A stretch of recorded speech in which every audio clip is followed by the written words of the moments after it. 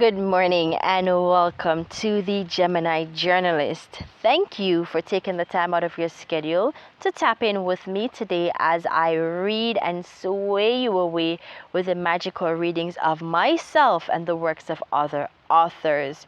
So with that said, today we are featuring chapter 10 of Marlene McPherson's Not by Chance, God Answers Prayers, Book 1, and this is indeed a Christian romance novel. In addition to that, Marlene also has about Jamaica. This is a Jamaican word search puzzle book, and in each turn of each page, you get to learn something about Jamaica as you do a puzzle. So that is Marlene there to the back, and she is indeed a Jamaican author, self-published author like myself. Down below in the description, you'll definitely see the links to Marlene's work. So definitely go ahead and reach out to Marlene, get yourself a copy of both the novel and the puzzle book, so you can actually gift them to your friends, your family, you name it. They make wonderful gifts, and as I mentioned, I really recommend the word search book for all those international viewers. Definitely grab yourself a copy. Very good puzzle book there, and very amazing romantic read, this novel here. So for the first timers though, I have different playlists set up for all the works that I have been featuring. I have the Rookie series. I have Helena Carson Finds True Love. That's my book 1. I have the Royal Wedding. That's book 2 of the Rookie series.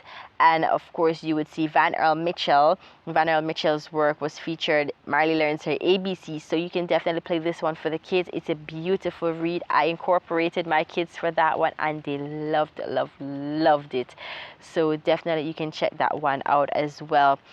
Also, I also have Marlene's work actually as a playlist. We've already done 9 chapters of her work, so you would have seen it. And for all the authors that I have been featuring here, you would have seen the interview done for them. So definitely you have to tap in and continue. Hit that subscription button, by the way. Tap that notification bell if you have not done so, because definitely you don't want to miss out on all the good stuff. Also included in my playlist, you also have my Jamaican playlist, where I tell you about the whole culture, my heroes. I mentioned my dad as a Jamaican artist, the whole works. So for those who are not familiar with the history, the culture here in Jamaica, you can get educated. It's also good for those in school who, the kids learning about their culture here in Jamaica.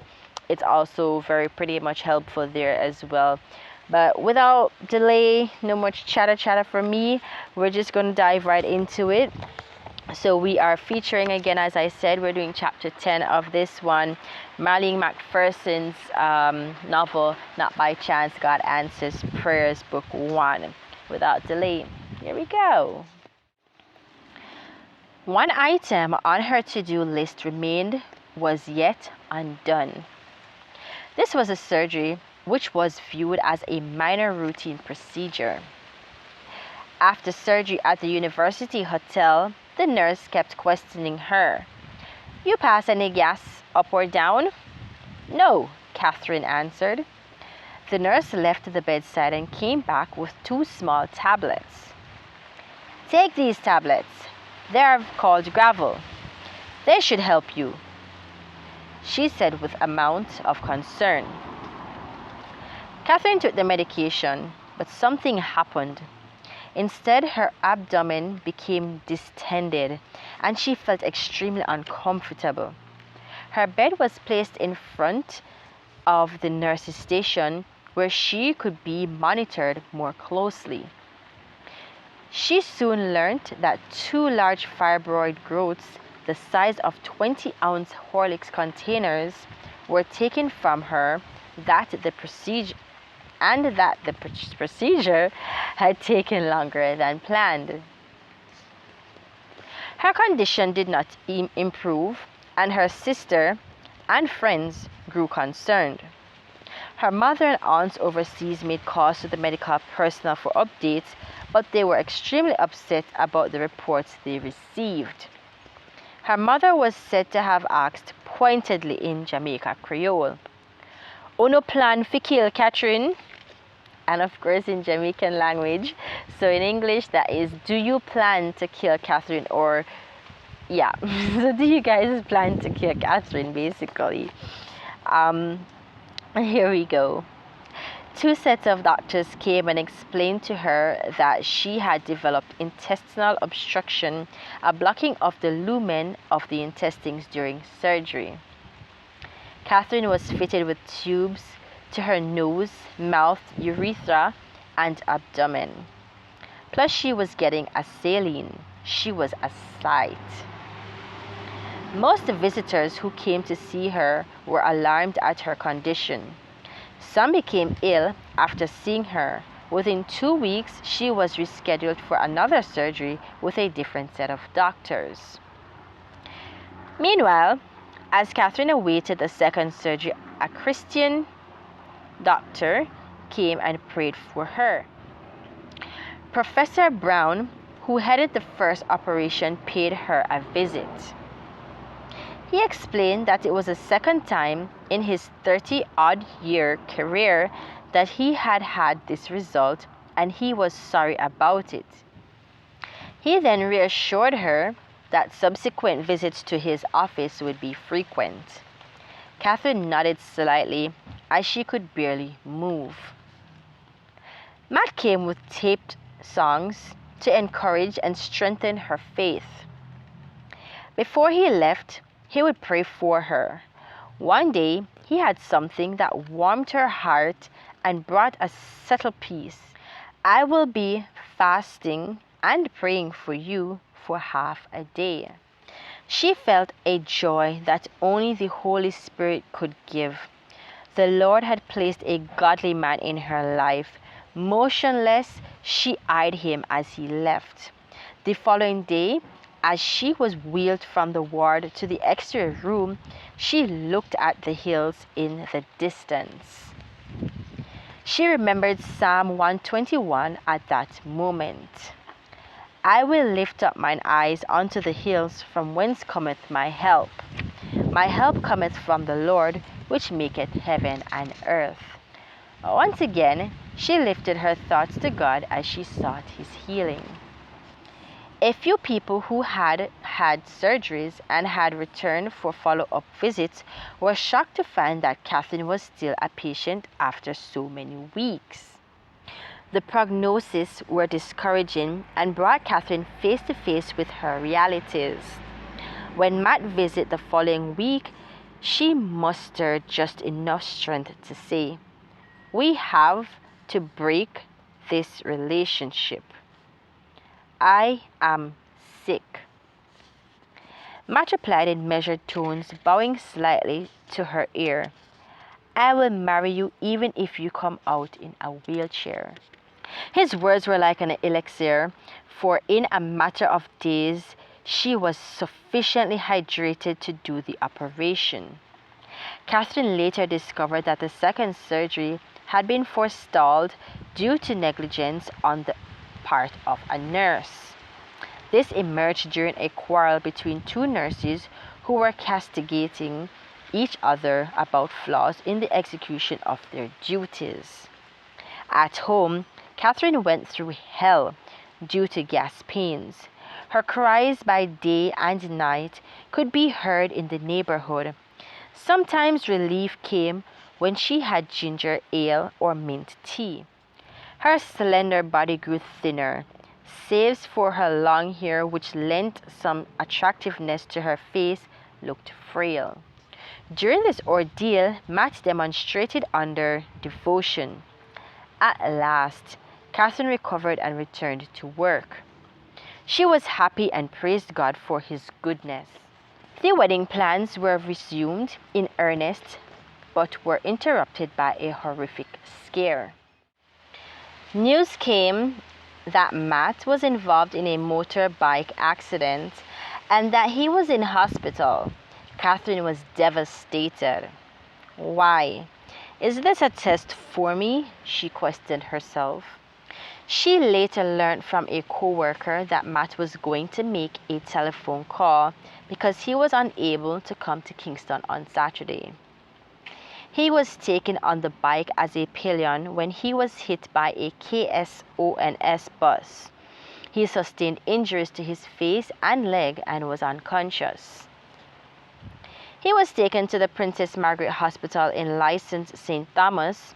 One of his employees, Sherlock, went home and related the story to his girlfriend, Richie. Richie suggested that they helped because Matt had no family in the parish and he was such a good manager.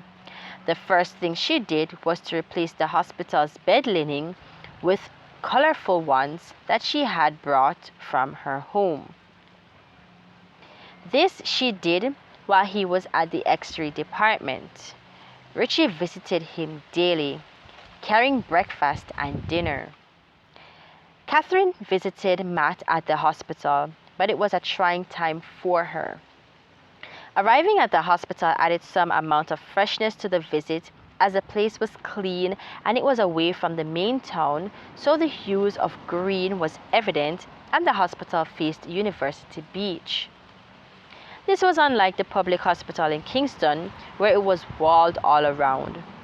The loud blast of horns and the milling of people throughout the day came as constant disturbances.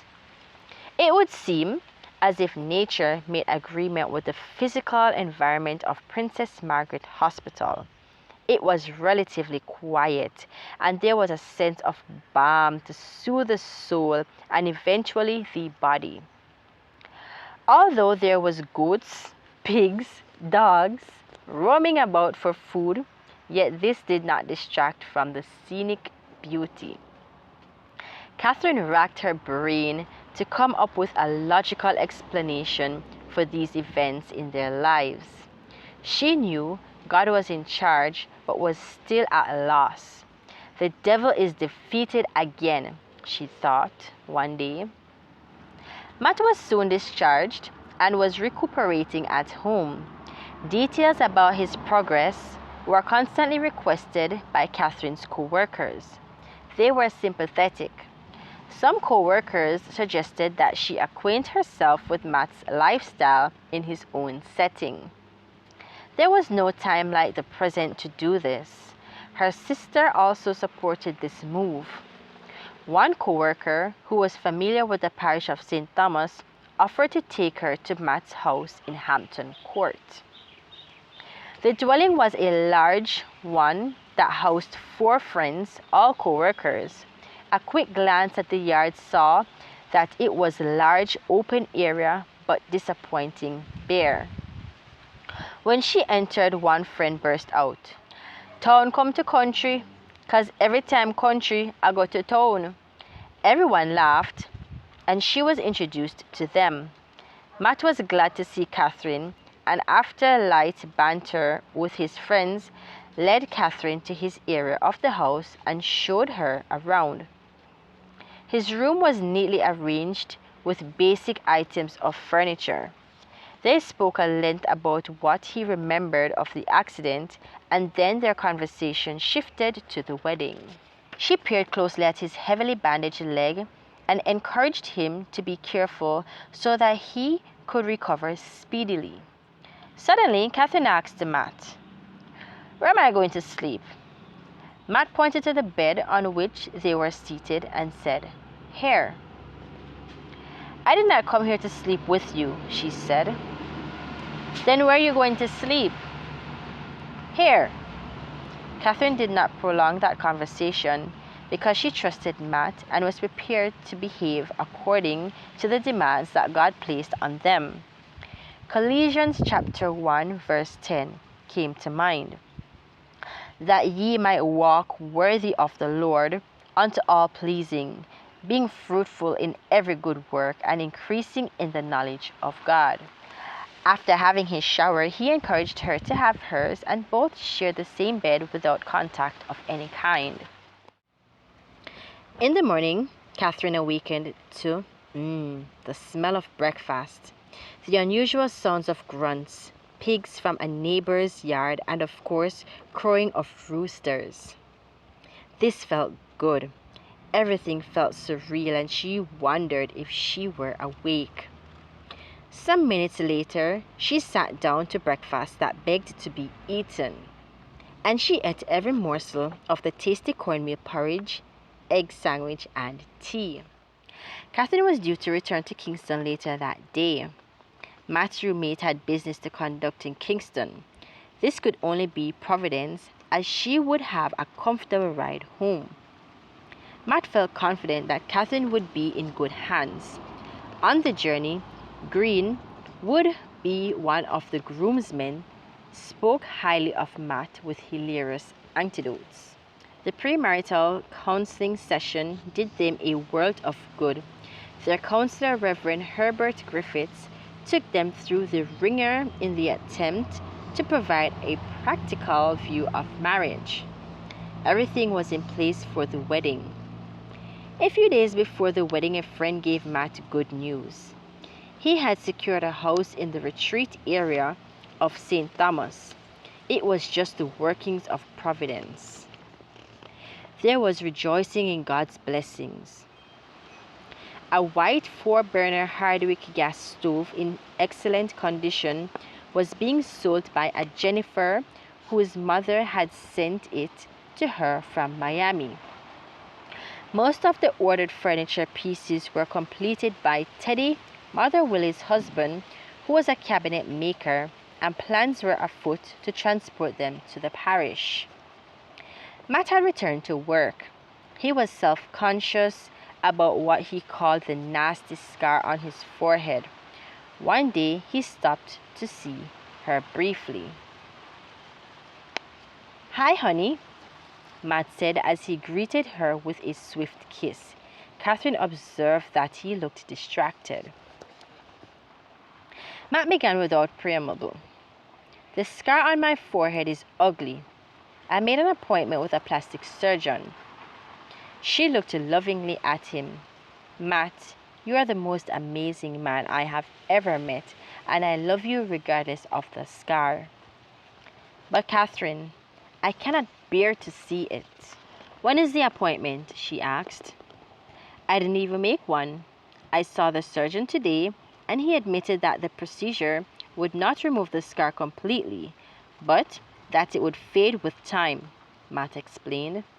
Catherine said, This accident could have taken your life, and God has spared you. God has spared me for you, too.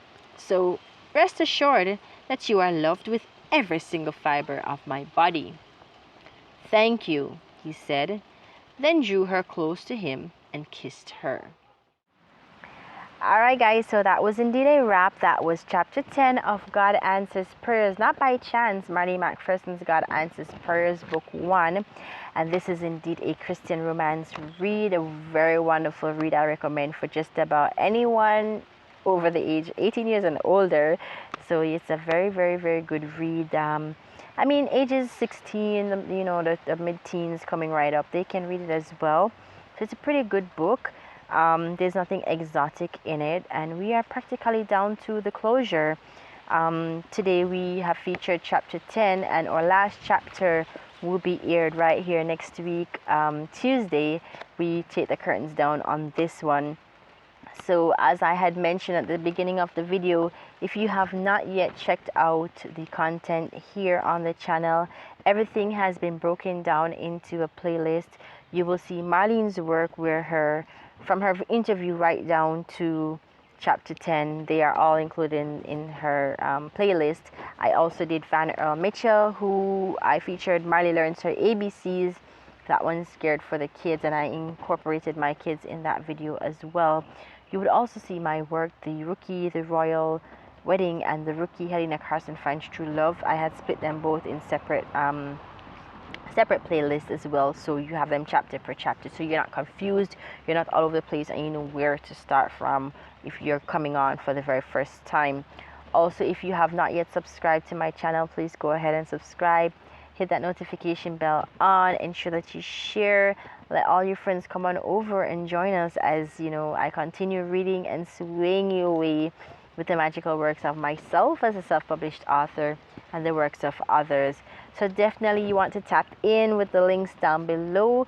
check out all the works that I have to offer here. I have my social media linked. I go live from time to time on TikTok.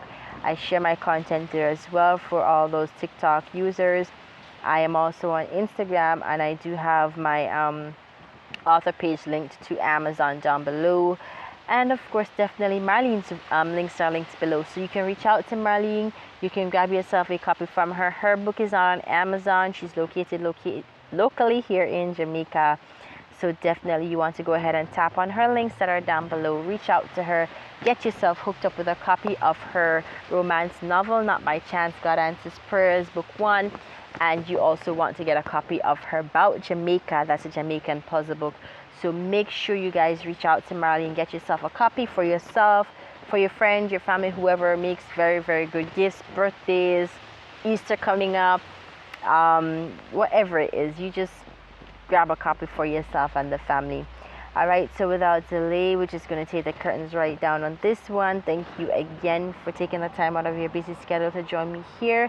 Much, much appreciated. I'll definitely be seeing you again next week, Tuesday, 6 a.m., where we do it all over again. Have yourself a wonderful, wonderful rest of this week, this Thursday. You stay safe. Have a blessed weekend, and we'll see each other soon. Walk good.